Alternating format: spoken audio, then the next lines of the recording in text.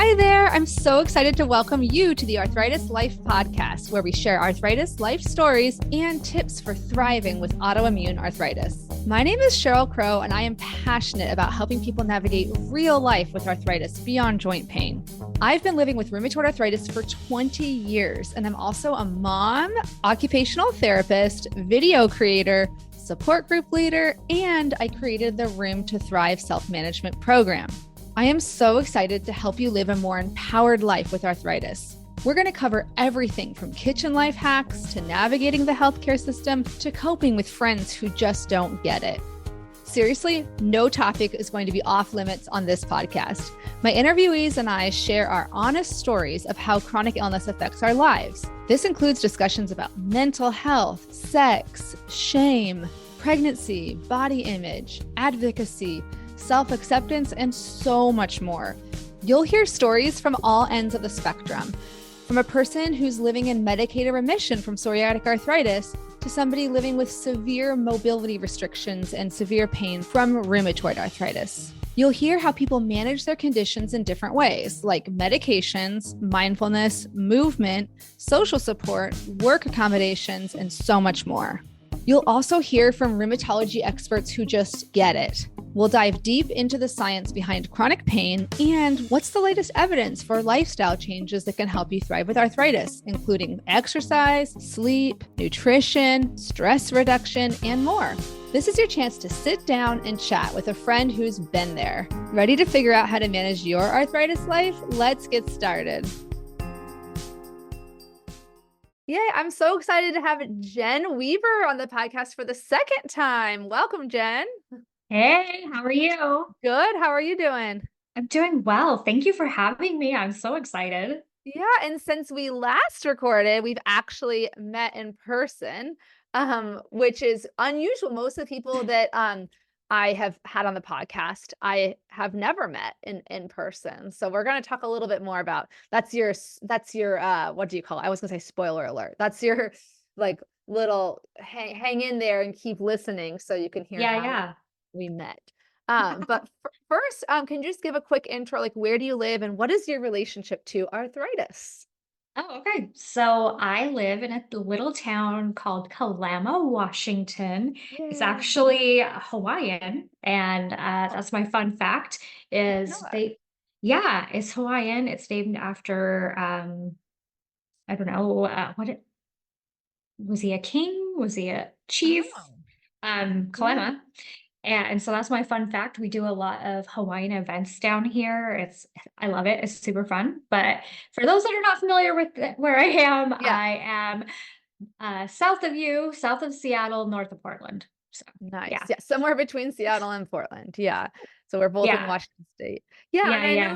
know, on the previous episode we had you on, you shared a lot about, your diagnosis story, and unfortunate experiences you've had with medication side effects. And I know that's a long story, but just for anyone who maybe hasn't listened to that episode, number 98, how to find your new normal with rheumatoid arthritis. If they haven't listened, maybe just can you give a little synopsis of your diagnosis story? Yeah, absolutely. So the quick version is around 2010 and 11, I was having some issues with my left knee, and it started out with just the one thing. But it progressively got worse. And eventually in 2012, I was diagnosed with rheumatoid arthritis. And along that fun route, I had some allergic reactions, one of them being the most extreme, and that was an allergic reaction to the TNF inhibitors. I no longer can have them. It caused me to get a pustular psoriasis effect, which I now live with, and it's a lot of fun. Just kidding. It's not fun. But if you don't want to look at something nasty, do not Google pustular psoriasis. But if you're into that kind of weird stuff, go ahead, have fun. Yeah. And so that happened in 2017. It's been kind of a long, fun journey. And, I wouldn't change a thing. And I know that's crazy to say, but I would not change a thing because it's made me who I am today. And I think it's made me just a better person and a better friend, better support system. And hello, it's brought me people like you into my life. I've met so many amazing people, and none of that would have happened without it. So that's my quick version. Wow. No, that's really powerful. And I mean, I struggle with that question. Like, would you, if you could choose to go back and like not have, your medical experiences, would you? It's such a complicated question, to answer, but I could definitely love like acknowledging and feeling gratitude for all the positives that it has been, has brought to my life, like people like you and our other connections we've made in the spoonie community, which if you're very newly diagnosed, spoonies is kind of like a term for other chronic illness warriors, from Christine Meserano's lupus inspired the spoon theory. So highly recommend checking that out. But one before we get into our main topic of the day, I would love to hear, what's a typical day in the life for you managing your conditions? Wow, that's a big And question. yeah, and or just typical. I mean, yeah, someone asked me that the other day, and I was like, I have a hard time answering that, but I thought that's something that a lot of newly diagnosed people want to know. It's like, what is a typical day in the life, if there is a typical? Absolutely. And I think, there was a point where I was asking the same thing because, when you're newly diagnosed, you look at people like you look at people like me, and you think, wow, you are so optimistic, you're so put together. How do I get there? What's your secret? And the secret is there's not really a secret. It's a Mhm, lot of time. Honestly, it's working with our doctors to find the right treatment plan that works for us, and for so many of us, it's different. What works for you is not going to work for me, and what works for me might not work for you either. So, it's taking that time to hone down what is going to work best for me, but it's also learning our bodies. And I think for mhm, me, that took years to learn what kind of things I need to avoid and what kind of things are great for me. Because pre-diagnosis, I wanted to be on a roller derby team. mhm, mhm, And so looking at that now, it's like, wow, that was a pipe dream. That was crazy. I don't know what I was thinking. But a day in the life of me where I am now, it's having that combination that's working well for me. It's waking up in the morning at a time that I prefer. mhm. Because sleep is medicine, movement is medicine. Those are two things that are big for me. And if I don't get enough sleep, you're not going to like me that day. Oh Uh, my gosh. Oh, I have my Sleep Diva mug I printed for myself. It just says Sleep Diva, interrupt at your own risk. And I fit oh, when I love that. I tried to set up an Etsy store and then I got all very overwhelmed and ignored it. So anyway, but yeah, yeah, I resonate with that a lot. Sleep and mood Yeah, are huge. they're really important, and I think I foolish. They were going to give me a medication, and then I was going to wake up and feel like me again. It doesn't Mhm. work that way. Yeah. It doesn't work that way. Some people get that, but a The lot. lucky few, Yeah. yes, yes, Yeah. the lucky few.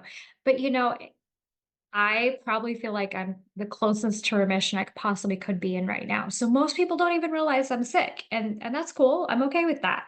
But I do need plenty of sleep. And then I need to make sure I'm moving. If I'm not moving, I'm going to be more sore. I'm going to be more cranky and more miserable. And so making sure that I'm implementing those into my day every single day, along with my supplements and self-care, that's definitely a big day in the life of me. But, my kids are grown, and so, don't have to get kids off to school anymore, so it's kind of getting up whenever I feel like it, checking emails, checking in on Instagram. I was gonna Um say that's a lot.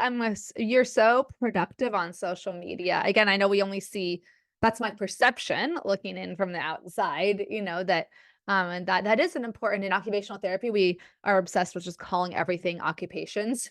We call them meaningful activities. And so that is one of your, it seems, meaningful activities is connecting with others through social media. Absolutely, and I think a lot of it came from feeling scared and alone in the beginning of my journey because I had so many friends that did not understand what was going on with me whatsoever. Yeah. And so I never wanted people to feel the way I was feeling. And so I'm big on community and connection. Yeah. And so, you know, as I go on with my day, I sit down and I work on some content ideas when they come to me. And a lot of it comes at night. I'm sitting down Yeah. relaxing with my mother-in-law, and we're watching a show together, and I'm over there, I'm on Canva and designing and coming up with Mm-hmm. whatever comes my way. And so Yeah. yeah, I I guess that was my long-winded version of a day in the life of No, me. that's not. And I was just, you know, reflecting as you were talking about, the importance of social connectedness and the American College of Lifestyle Medicine, which is a really fantastic. I'll put a link to it in the show notes. It's a multidisciplinary um, association, kind of like American College of Rheumatology is Association for Rheumatology Health Professionals, and the ARP is for like non physician practitioners. The Lifestyle Medicine, American College of Lifestyle Medicine, also ACLM, they are extremely multidisciplinary. There's physical therapists, occupational therapists, nurses, health coaches, personal trainers, doctors in every specialty that might see people for whom lifestyle interventions, like you mentioned, movement, sleep, and stress management. And interestingly, so they have these 6 pillars. This was going to relate exactly to what you were saying about social connections on social media. The 6 pillars of lifestyle medicine include positive social connections. So these are considered one of the six most important things, along with whole food, plant predominant eating pattern. Again, this is going to be a little bit customized to each individual person for sure. Nutrition is very variable. So nutrition, physical activity, sleep, stress management, avoidance of risky substances, that's just on there, and positive social connections. Yeah. I mean, that's kind of goes without saying, but actually, want to recognize that that's not going to help people's chronic illness. And so, you know, I just think it's that your day in your life really touches on a lot of those things. So kudos to you. Absolutely. Approved Thank by the you. American College of Lifestyle I'm a member of it. I don't do a lot other than just read the stuff that they put out. And it's great. So thank you. Thank you for answering that question. I think it's hard to summarize. But yeah, speaking of official organizations, you and I got to meet in Denver in the Yeah. end of May or middle May for the Rheumatology Investigators meeting through the Rheumatology Research Foundation. Okay. I was like, I'm going to Yes. say something wrong. I have too many acronyms in my head. Yeah. Well, and it's such a mouthful too. Yeah. Yeah. And so I would love to know, like, how did you initially become involved in the Rheumatology Research Foundation? Okay, yeah. So I think it was about 2 years ago, maybe longer, when I was sort of newer in the Instagram realm of the Spoonie life. Hmm. And whoever runs their socials over there reached out to me and asked me if I wanted to be a room champion. And I was sure. Okay, what does that mean? Please tell me more. And they kind of gave me the rundown about what their mission is with it. And I was like, yes, that's me. Totally. I'm game. And yeah, so that's how it first started. And then, like you, a couple months ago, received an email with the invite to go to this for the first time. They've included patients, and that Yeah. was just so exciting. I was thrilled to meet you in person, and of Yes. course the others as well, our little tribe. It was amazing. Yeah, yeah, it was great. They invited 5 or 6 actually, because they had a few last minute, right, people, Mhm. that they invited, and, I do wanna say that if anyone wants to become what's called like, they have an official program called Room Champions, it simply is, the only requirement to become part of this overall kind of community is to "apply," quote, unquote, and it's the point of it is to amplify voices of patients and caregivers and let others know they're not alone. And when you join the foundation, I'm reading from the website, may occasionally share or repost your content with permission and reach out to you about speaking about your journey with the media. So this is just for anyone who's wanting like a baby step towards becoming more involved and sharing your story more publicly. Once you share, and it's just a really quick 5-minute application form, they can then will follow up with you and share your story on the Rheumatology Research Foundation site. So yeah, I also got contacted on social media, and when they invited me to the research investigators meeting, I was like, what is an investigator meeting? Even though I've been I so know, involved, right? like And oh, I should say really quick, the Rheumatology Research Foundation, it's like affiliated with the American College of Rheumatology. Um, and that's the official professional association for the rheumatologist doctors and rheumatology health providers. So it's in it, the whole goal of it is just to advance patient care, and Mhm. part of that is through research, that's in the name, but also part of it is through addressing the workforce shortage, which a lot of patients, if you're listening, if you've had a long wait time to see a rheumatologist, or you live in a rural area that doesn't have a rheumatologist, that's part of the issue that they're trying to solve through giving grants and funding to fellows. But the investigator meeting was for all the people who they've given grants to for research to give updates on their research. So what were just some of the highlights to you? I mean, there was so much information. I felt like I was drinking from a fire hose. Like, Yes, yes, and I wanna tell people too, it was kind of funny, we both had our laptops up and we're working on things, we're taking all these yeah. notes and taking pictures of slides and trying to find out what we can share, and Yes, yes. it was so exciting, and I felt like I couldn't soak in enough. Some of it went over my head, Yeah. but it was just exciting because they truly care. They wanna help. Yeah. Yeah. And yeah, and so okay, I pulled up the page that I think meant the most to me, and it was talking about cholesterol because that is an issue for me, and I've had to go to the lipid clinic in Portland, and we're trying to figure out why the medications aren't working to lower my cholesterol. And so it's interesting hearing them talk about it and the oxidative stress and the HDL or complex particles and Mhm, mhm. do you remember this one? And talking Yes. about pawn one yeah, I'm looking over it now and I'm like, okay, some of this makes sense, but they're looking at targeted therapy Yeah. and I love that. And they had that for lupus, they had that for RA, they had one for osteo. I mean, they're really trying hard to come up with these targeted therapies that are really going to help us that much more. Yeah, absolutely. And it was, I think, one of my takeaways. I'm looking at my own post that I made, to be honest, because I can't remember them off the top of my head, but was that, that research is a long like research is not a short, quick thing. There are no simple answers in rheumatology. So learning that, sometimes um, researchers put all this work and years into something and they discover that their hypothesis wasn't correct. And that's sometimes just as important to know or to understand as when their hypothesis, was correct. Cause then, okay, well, let's not waste our time going down this road. One of the things I thought I really resonate with one talk from Dr. Betty. So I think her name might be pronounced so, from Yale. She talked about using tailored patient videos to overcome barriers Mhm. to treat to target. Now, this was like music to my ears because that's what I do most of the time, is using videos, for social media videos, specifically for patient education. And basically, the takeaway was that patients, when they're making medication decisions and general health related decisions in the year 2023, 2024, they want to learn not only from their doctor and registered health providers, but they want to learn from other patients.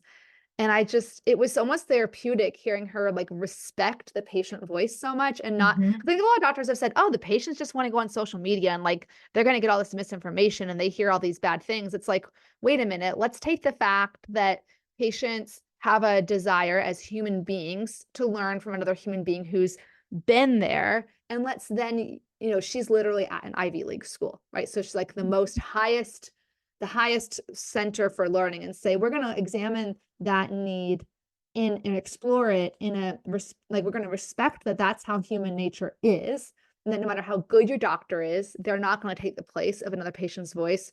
But let's curate patient stories to make sure that they're accurate and not misleading, and present that to the patients. Sorry, I just going on No, tangent, but yeah. I was so excited about that one too, and I was like, "Okay, can I raise my hand? Like, can Yeah. we be part of this, please?" It's exciting, and it's true because a lot of newly diagnosed people now that's what they're doing. They're going to social media and they're looking for these people that have lived the life that they're now looking at. Mhm. Because Mhm. because yes, our rheumatologists, our doctors, our care team, they can give us all this information and they can help us, but they're not the ones living it. And so at the end of the day, we're not bashing on them. We need them, but we also like talking to people that live it and feel it and understand it. Yeah, 100%.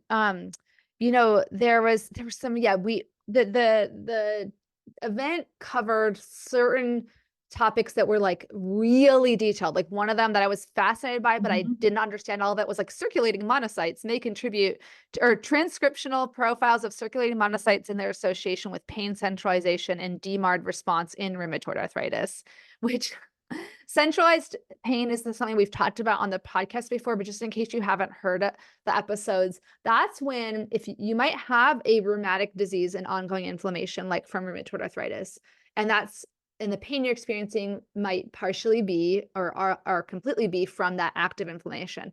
Centralized Mhm. pain is when there is no active, known, or visible like process that's going on in the site at which you're feeling pain, but your brain is interpreting pain nonetheless. So it's real. It's not quote unquote all in your head, but they're trying to figure out how do we distinguish in a person who has potentially ongoing inflammation and pain? How much is the pain of that pain is from that inflammation versus centralized pain? So this is one that's very much in progress, but they were, it can answer that question a lot of patients ask, which is, why is my pain persisting even when my quote unquote, my blood work looks good, my imaging is good, my inflammatory markers are good. So this study, again, it's still not, conclusive yet, but they were looking at those, again, the circulating monocytes, and also they looked at uh quantitative sensory testing, like pressure, pain thresholds, temporal summation, and conditioned pain modulation. These are just notes I was taking, but I thought that was just really great that, again, instead of saying, well, like some patients have told me, well, my doctor said my inflammation markers are good, so therefore they can't do anything about my pain, we don't know what it is. They can actually say, okay, well, maybe let's explore, why does this happen? Maybe if we can find a solution to it, it could have huge implications, not just for rheumatic disease, but also like fibromyalgia and general chronic pain. So that was really, really exciting. The other one, I thought you would like this one too, is and you were there, but the social, actually this might have been the last day where some of the people left earlier, but there was one from Dr. Ernest Vina called Mobilizing Hispanics with Knee Osteoarthritis Through Live Video Consultations, a dyad-based approach. That's when they involved not just the patient in an exercise intervention, but they involved a caregiver or a loved one along with them. And it just showed that when you have a family or friend who can exercise like along with you, it's more Mhm. enjoyable. They're more likely to do it. It's more fun. And it was all done through telehealth, so it was accessible. So that was really exciting too. Yeah. And I'm looking through here also, and what's the other one I was looking at? The interleukin 15 Oh, yeah. receptor. Mhm. Yeah, it was that one. Where's the other one? Immune intolerance, the impact of TCR signaling strength. Whoa, I forgot that one. Yeah, that one was Lin Shen, University of Okay. Chicago. Okay. And Nice. then where's the other one I was looking at? Gosh, there's so many here. There was another one that was really straightforward, unusual because a lot of them weren't, because they were complicated. But one was the role of melanocytes in cutaneous and systemic lupus. So trying to figure out why people with lupus have increased UV sensitivity. And they said whether you have light or dark skin, you have to wear sunscreen if you have lupus due to the increased UV sensitivity. So that was a good reminder, because I think it's kind of unintuitive for some people to wear sunscreen if they have darker skin. Understandably, you'd be like, oh, well, I'm fine. But especially if you have lupus, you need to still wear sunscreen. Absolutely. And that was a good one. I think I found the other one, the Yeah. antigen specific T cell therapies. Ooh, exciting. Developing more for rheumatic diseases and get rid of the antibodies. That was Maximilian Kong. Okay, nice. Love the name. I know, right? I mean, gosh, I was hoping that later my notes would make sense, and some of them do and some of them don't. Yeah. No, same. Yeah. But I think for people out there with lupus, there was so much information for lupus. Yeah. It seemed Eh, like lupus had the most, research, and I think with some of the, staff at the Rheumatology Research Foundation that we got to chat with kind of put a few things in context. They said, like, certain years and certain periods of time, they have different research priorities. Like, for a while, the rheumatoid arthritis was a big research priority, and then there were so many advancements. Now they're looking more into lupus. I know Sjogren's is one where there's still mhm, no FDA approved, like, direct treatment for Sjogren's, and so, they sometimes, certain years see like a spurt of activity in one area versus another. And one of the other things we got to do, so we got to listen to the researchers present their updates, and then we also had it, the five of us or six of us patient advocates or room champions. We had a chance to do some roundtable discussions with the researchers and kind of ask additional questions or help give the patient voice, help express our thoughts and questions about it. What I actually didn't get to talk to you after yours, I don't think. So was there any takeaways from your roundtable or any of the conversations you had with the researchers? yeah, so initially, I was supposed to sit down with Monica, Okay. Guma to talk Mhm. about microbiome and metabolites. Butchering that word, That's okay. but that's Metabolism. actually not who I ended up sitting down with, and for the life of me, I cannot think of his name right now, That's but okay. it was a gentleman.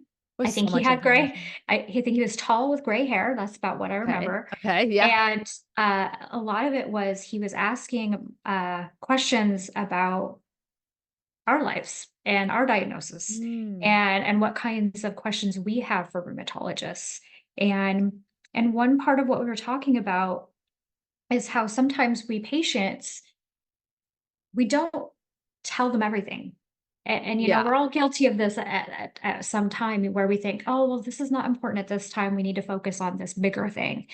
But Mhm. really, they want to hear all of it. They want to hear every little thing that's going on with us because even though it might seem small to us, that might give them answers they're looking for. Yeah. It's so Yeah. hard in that short amount of time though to know what to prioritize, you know? Mhm. Mhm. It's almost like we need to take really critical notes of everything that's going on with us Mhm. and bring it all to the table and say, okay, this might be nothing, but I feel like I should tell you just in case. And that's what he was saying is please bring that information to us, share it with us. Yeah, yeah, that's beautiful. Yeah, I think, this was the first year that they invited patient room champions to come to the event. And I think that, we also did a little bit of like a focus group with some of the staff from the Research Foundation. And I think we had a lot of good feedback for them. I mean, obviously it was our Mhm. feedback, so we think it's good because it's what we thought they need to hear, but I think one of the things that I was looking at from or thinking reflecting on from like the 20,000-foot view, as they say, is that, it's not so simple as just inviting patients to something. Like, you have to really think, what is the purpose? What do you want from them? And I'm not saying this in a critical way. I'm just saying I think there was a learning experience for everyone to say, okay, across all nonprofits and across of research organizations, there has been an increasing trend in saying we need patients to be involved. We want patients to be involved, right? What's the point in developing a research trial on an intervention if you don't even know if patients would actually ever use this intervention? It's not as that's not as applicable for things like medications because it's kind of like you take it or you don't. But if it's an intervention like we talked about the exercise one or the sunscreen one, if patients aren't interested in doing what you're trying to do in your research, then what's the point? So people are in trying to say, okay, we understand that if our whole goal is to improve the quality of life for patients, we need to involve them like every step of the way. Um, so we were able to the Rheumatology Research Foundation has a new website called Room Lab where they're trying to Mhm. translate some of the advancements and research resources um into kind of patient friendly language. And we had some feedback that was like, okay, definitely this part works, this part doesn't work as well. But I felt like it was like intrinsically a positive experience just to know that they valued, our voice and they wanted us to be involved. Is that kind of how you felt too? Absolutely. It almost felt like they had us on a pedestal. It was so strange. It was so That's my strange, favorite place to be. No. and to have them walk up to us and be like, "We've been following and listening to you," and blah, blah, blah, blah, blah, and I Yeah, was like, yeah. I kinda looked around and I'm like, "Little old me? Yeah. Okay." Oh my gosh. No, but it's true. Like it's like really it really is this disconnect sometimes between like the ivory tower, as they say, or like the real like quantitative research versus the qualitative. Our lives are qualitative. Like we may try to track our symptoms and get quantitative data, and that's important. But at the end of the day, we live in these, at least I'm speaking for myself, at least I live in like messy gray areas. People say simple questions a doctor might ask me, do you think your medication's working? It's actually not easy to answer that unless it's very clearly working or very clearly not working. Like if it's like I'm in remission, yes, it's working. Everything's good. If I'm in a horrible flare up, no, it's not working. But there's this whole world in between, right? And I think a lot of times it's like a wake-up call when we express that to researchers. Like, I still don't know. 21 years into this is just time for us to go on our soapboxes. I'm not saying this to be like to make to sound incendiary or to complain. I literally don't know how to answer the question, what is your pain on a scale of 1 to 10? It is impossible for me to answer. Like, it's like I always say, it's like, what color is love? Like, I could give you an answer. It doesn't mean anything, Exactly. unless my pain is a 1 or a 10, that answer just, or maybe an 8, 9, 10, or 1, 2, 3, that answer is like impossible because there's so many different kinds of pain, right? There's so many. So, I think that sometimes that researchers that they often are focused on this really tiny silo, like trying to figure out how these monocytes are doing something, right? Whereas we're like, hi, I'm just trying to like get through the day. So that's always like an interesting experience. Um, is there anything else that you wanted to touch on just about the experience? I put in one, sorry, I was gonna say, I put in one of my little write-up of like my takeaways, which is that, the patient voice matters. And that was, being able to meet the other advocates and connect to them. And we represented a huge spectrum of diagnoses, ages, gender, experience. That was really, really neat. But I think that's the only other one I didn't say yet. Is there anything else you wanted to share? If you have ever felt completely lost or utterly alone while trying to navigate real life with rheumatic disease, listen up. I am here for you. I created an educational program to help you go from overwhelmed to confident, supported, and connected in a matter of weeks. And it's called Room to Thrive. After earning a master's in occupational therapy and completing hundreds of hours of additional training, I created a step-by-step guide to help you truly thrive with rheumatic disease. This is the only program I know of that's designed to improve quality of life for people living with inflammatory, autoimmune forms of arthritis, like rheumatoid arthritis, psoriatic arthritis, ankylosing spondylitis, non-radiographic axial spondyloarthritis, Sjogren's disease, and more. During the self-paced lessons, you'll learn how to manage pain and fatigue, cope with stress, navigate relationships, and continue doing the things that matter to you and bring you joy. The goal is really to help you improve your quality of life and learn how to thrive with your rheumatic disease right now, rather than waiting for a distant day when it might be cured or healed.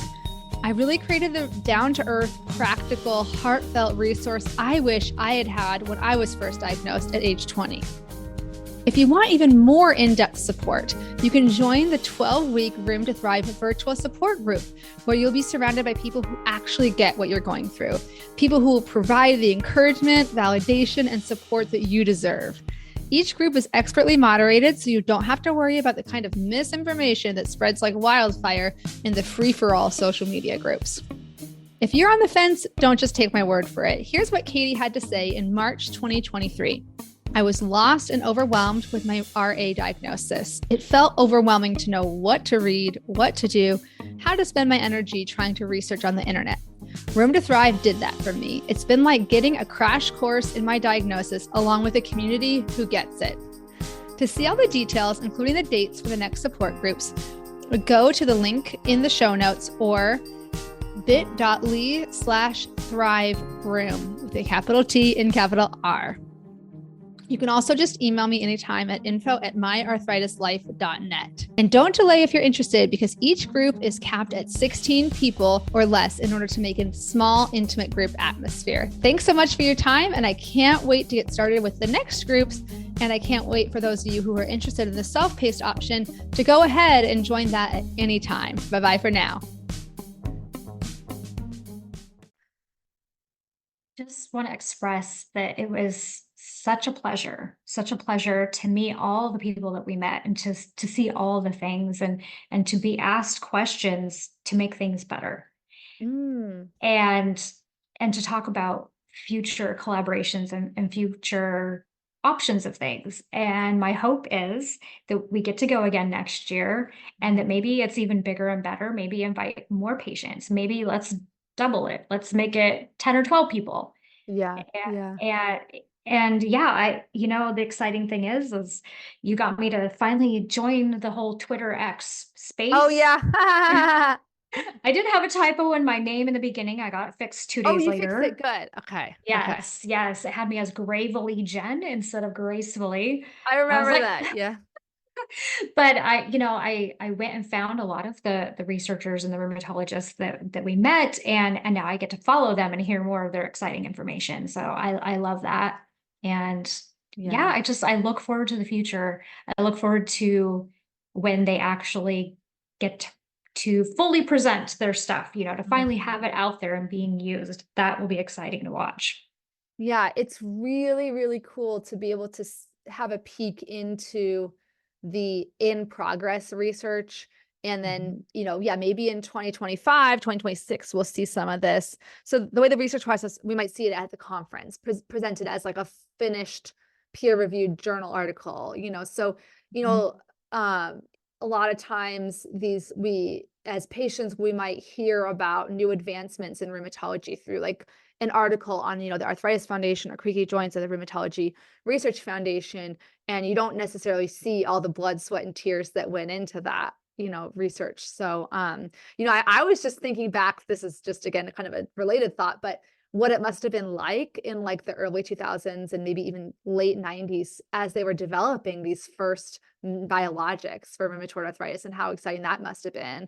Because just like I was saying, there's no FDA-approved medicines for Sjogren's right now. There weren't medicines other than methotrexate that were like super targeted to rheumatoid arthritis before the TNF inhibitors like Enbrel, Humira, Remicade came out, and then they came out with the other classes and JAK inhibitors and different kinds of inhibitors. And who knows, maybe we're on the cusp of some new, you know, new new medication options, because even though these medications have really changed the trajectory for the majority of patients, there's still too many that are in that kind of difficult to treat category where they don't get full remission, unfortunately. So I think that covers the rheumatology research experience. But yeah, it's in progress. Stay tuned.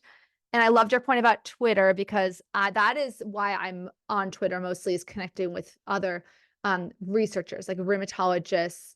And there seems to be a lot of doctors that are very active on Twitter that aren't really comfortable on camera, so to speak. Like they don't necessarily have Instagram or TikTok or like Facebook accounts. So yay. So let's go on to the rapid fire questions. So and then maybe, because maybe your answers might have changed since, I had you on episode 98. So maybe they're the same. That's okay too. So what are your best, or some of your best words of wisdom for newly diagnosed patients? Okay. So one thing I always tell people is you still have value. You still have so much to offer. So just be careful getting stuck and mourning the life that you once had, because it's great for us to be upset. We need to share our feelings and to mourn, but at the same Mhm. time, put a time limit on that. Put a time limit, because you still have so much of a life to live, people that need you, and you have value in this world. So set a time limit. I love that. I love that. Do you have a favorite arthritis gadget or tool in your toolbox?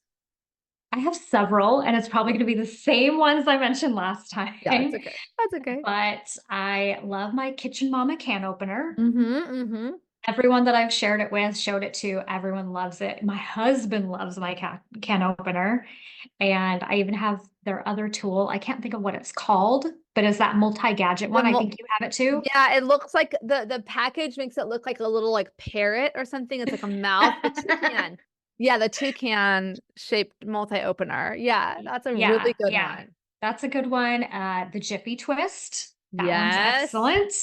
Don't forget, I don't have them on right now because my hands are doing okay, but my Grace and Able compression Yep, yep. gloves. I want them to come out with socks or ankle Oh, things, or yes, I yes.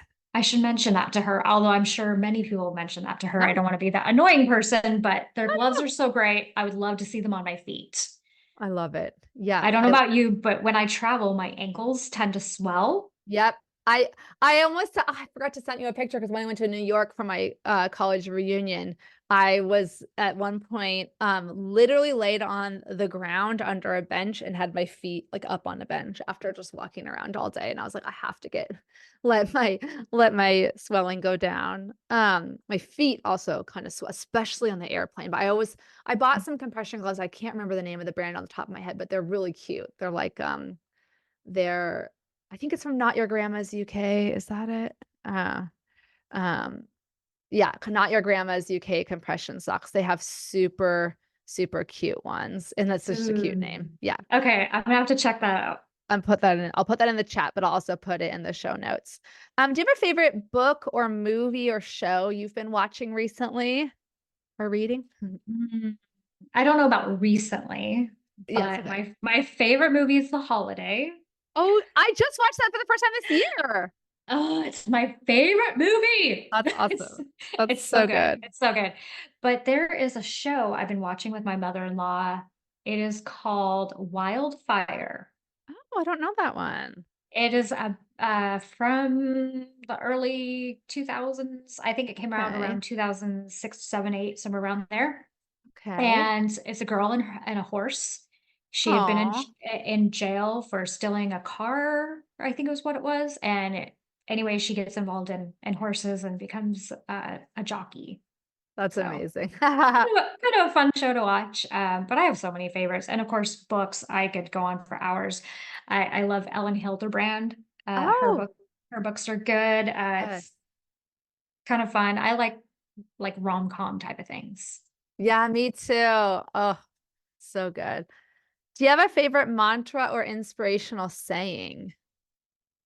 Ooh. I mean, probably "You are enough" is what I say a lot. A Mm, lot, a lot. mhm, mhm. I say that too. That and you can do hard or we can do hard things or I'm doing hard things. Absolutely. Yeah, that's a Mhm. good one.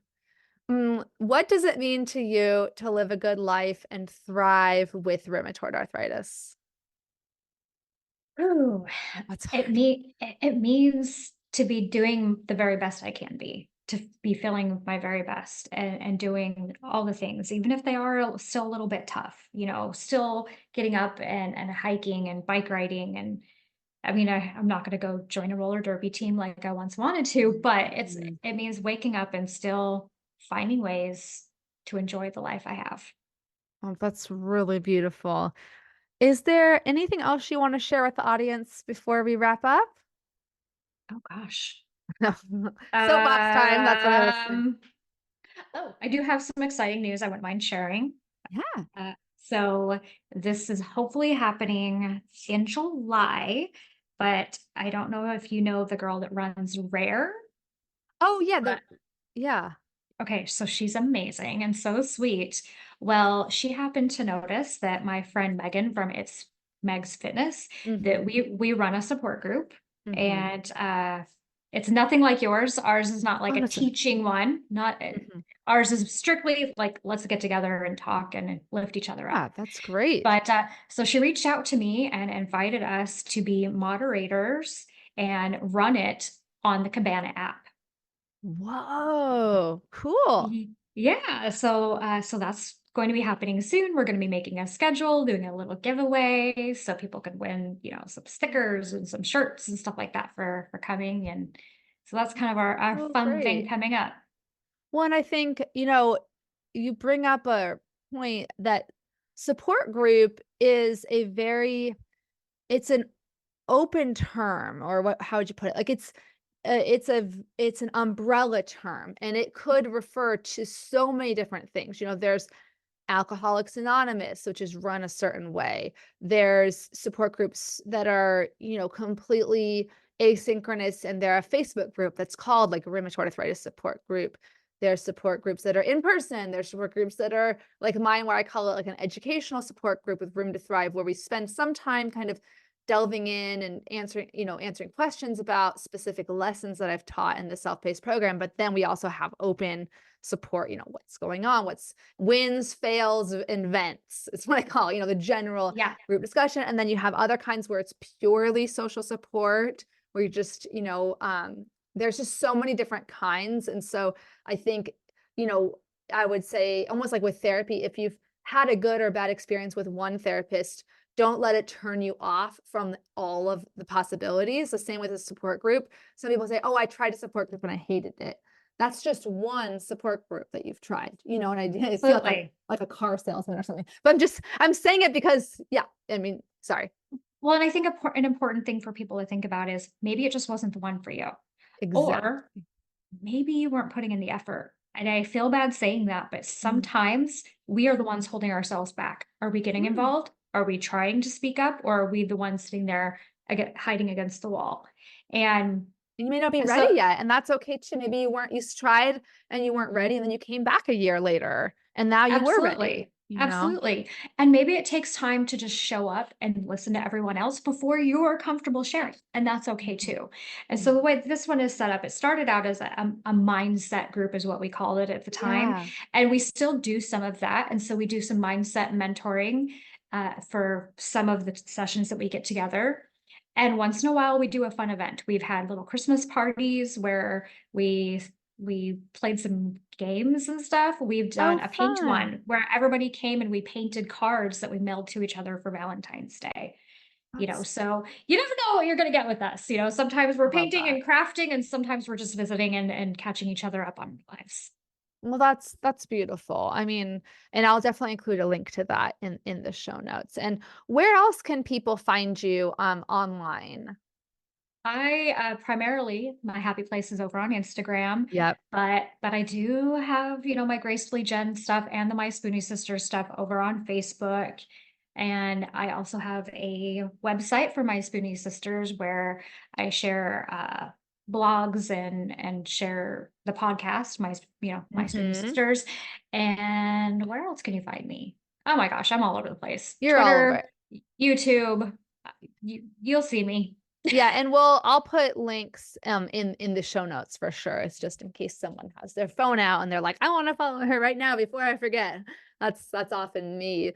So, well, thank you so much for taking the time. I know you've been super busy. We both had a really busy spring with travel and other events. So I appreciate you taking the time. This was your idea. You were like, we should record a podcast kind of debriefing our experience absolutely. Yeah. And so, at the investigators meeting, and I think research can seem like such an intimidating topic to people. Like research, I have to have a PhD to like talk about that, but hopefully we've made it sound a little bit more accessible. So thank you again, and we'll talk to you later, I'm sure. Oh, absolutely. Thank you so much. It was my pleasure. Yay. Bye-bye for now. Bye. Thank you so much for listening to another episode of the Arthritis Life podcast. This episode is brought to you by Room to Thrive, an educational program I created from scratch to help you go from overwhelmed to confident, supported, and connected in a matter of weeks. You can go through the pre-recorded course on your own, or you can take the course along with a support group. Learn more at the link in my show notes, or you can always go to www.myarthritislife.net. And if you like this podcast, I would be so honored if you took the time to rate and review it. I also encourage you to share it with anyone you know who might benefit from it. I also wanted to remind you that you can find full transcripts, videos, and detailed show notes with hyperlinks for each episode on my website, www.myarthritislife.net. If you have any ideas for future episodes, or if you want to share your story or wisdom on the podcast, just shoot me an email at info@myarthritislife.net. I can't wait to hear from you.